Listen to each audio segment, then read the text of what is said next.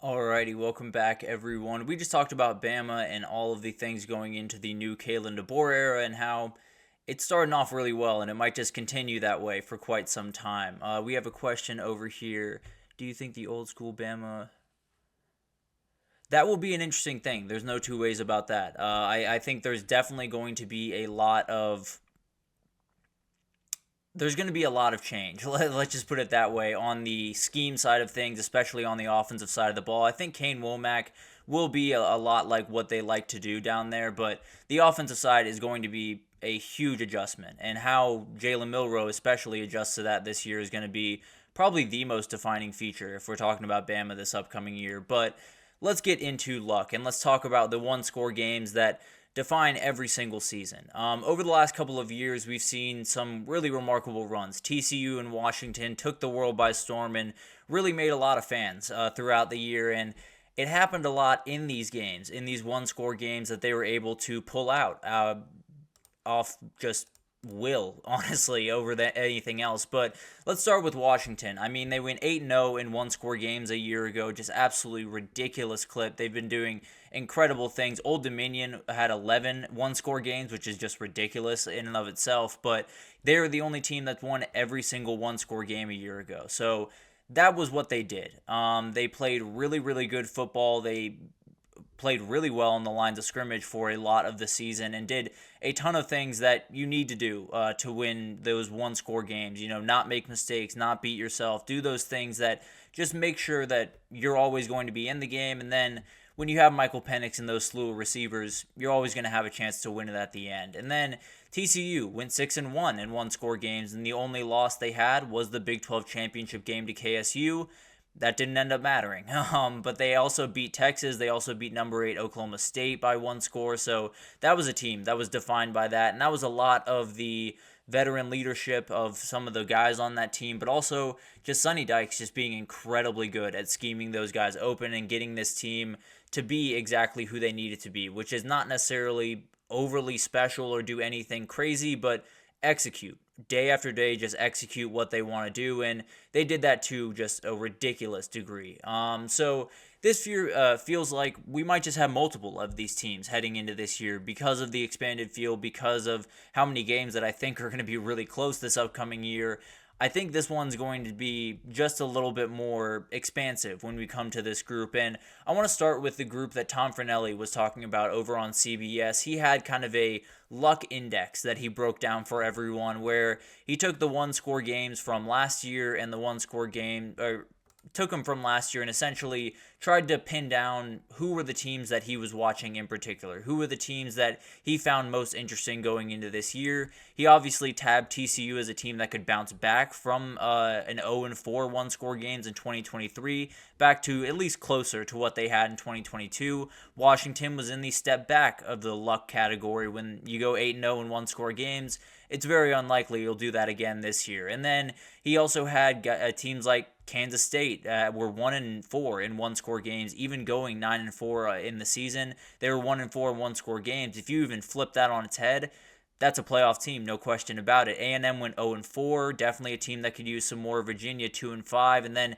teams like Louisville went 5-1. Missouri went 4-0. Northwestern went 6-2. Ole Miss went 4-0. So some of those teams could take a little bit of a step back in that category in terms of luck. But let's get to the teams that I think are really interesting, that I think could possibly make some noise in this category this upcoming season. And it starts with Oklahoma State, if I'm being totally honest. I think this is a team that just fits the mold of what Washington and TCU were the last couple of years. And the biggest things that those two teams had more than anything else, and I understand they had incredible playmakers on the outside for both of those teams, the running games were what made those teams go.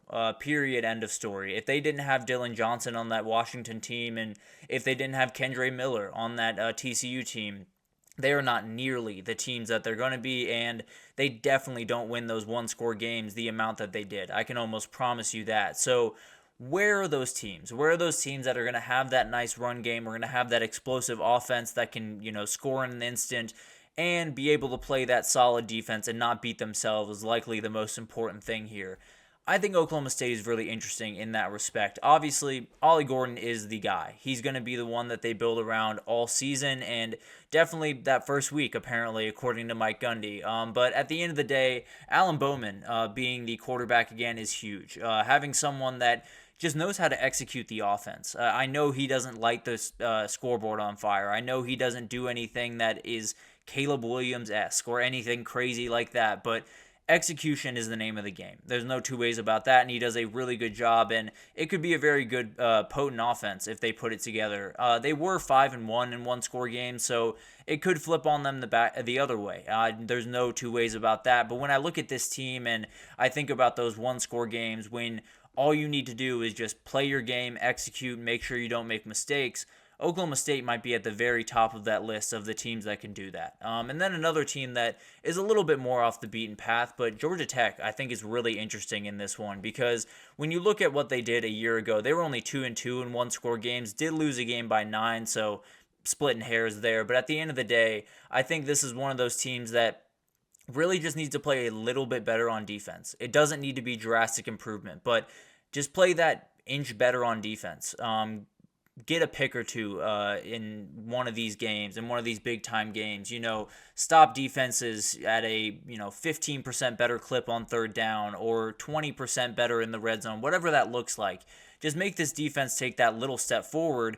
The offense will take care of the rest. I think this is a team that just needs to play consistently week over week. If you look at their schedule from a year ago, the 6-6 that they got to was a winding road. It was all over the place with a loss to Bowling Green and a win over Miami. So a very, very weird team. But if they can find that consistency week over week, they can really make some noise and win some of these really tough games. And in a place like the ACC that I think one-score games are going to be plentiful, any team that can win the most of them is going to have a huge, huge success rate. But then finally, Virginia Tech. Virginia Tech is another team. We talked about the ACC. It's wide open, and this is a team that returns just so many guys. There's absolutely no holes in this team, if I'm being totally honest. But a year ago, they did go 0-3 in the one-score games, including a loss at home to Purdue and NC State, and then on the road at Marshall. So those can't happen. Period. End of story. The Marshall one just can't happen in general. But overall, I think tons of experience returning. Those can absolutely turn into wins. And the schedule's really nice to them. They do get Miami and Clemson, but those are really the two inflection points. They avoid NC State, Florida State, Louisville, some of the other teams that are going to be thorns in the side of a lot of ACC teams. So it's a attackable schedule for this team, and definitely a team that can be really interesting. So I think they could absolutely make a run. If you split those Miami and Clemson games, I think you're in good shape to be in Charlotte at the end of the year in the ACC title game. So it'll be really interesting to watch that. And then a couple of teams that I expect to take a little bit of a step back in the luck category. And let's start with the national title winner a year ago. Michigan, not to say they had a ton of luck, because there's just a downright good team. There's no two ways about that. Frankly, they only played 3 one-possession games that season, and obviously they won them all. But at the end of the day, they did get some bounce of ball plays throughout the year that definitely helped them on that track to get to that record. But at the end of the day, this is going to be a team that, if you're coming into this year with already less margin, that's just the reality.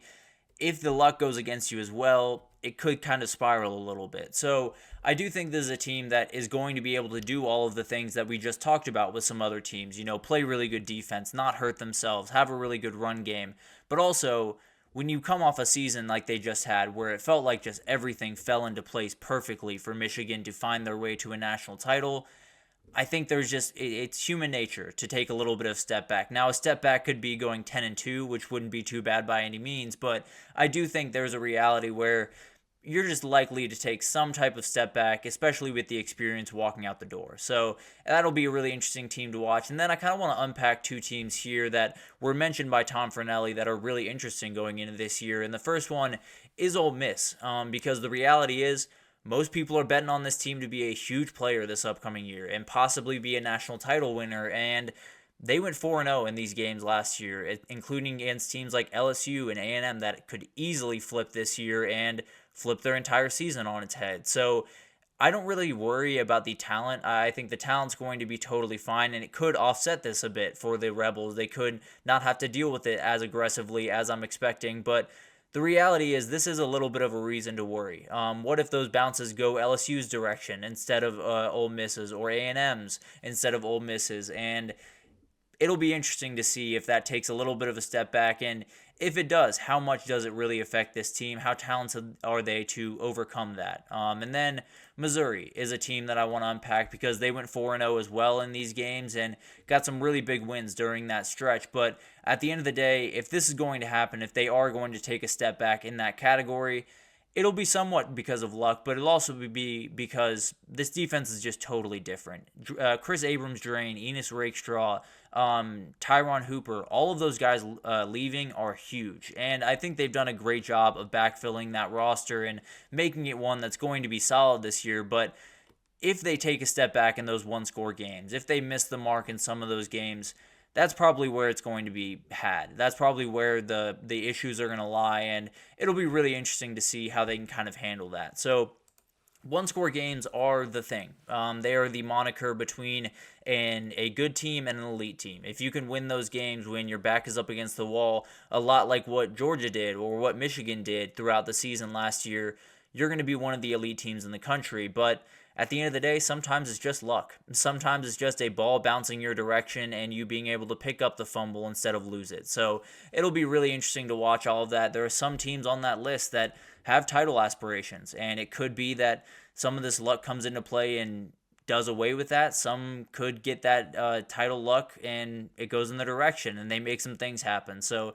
it'll be awesome to watch this, and definitely will be a defining feature in this upcoming year especially, but it'll be interesting to watch. But at the end of the day, let's take our third break here. And when we come back, let's talk about the most important freshmen in the Big 12. We've gotten to the SEC, we've gotten to the Big 10. Let's get over into the Big 12 and break down just so many teams because everyone's a contender in this conference. But stick around and we'll be right back with that.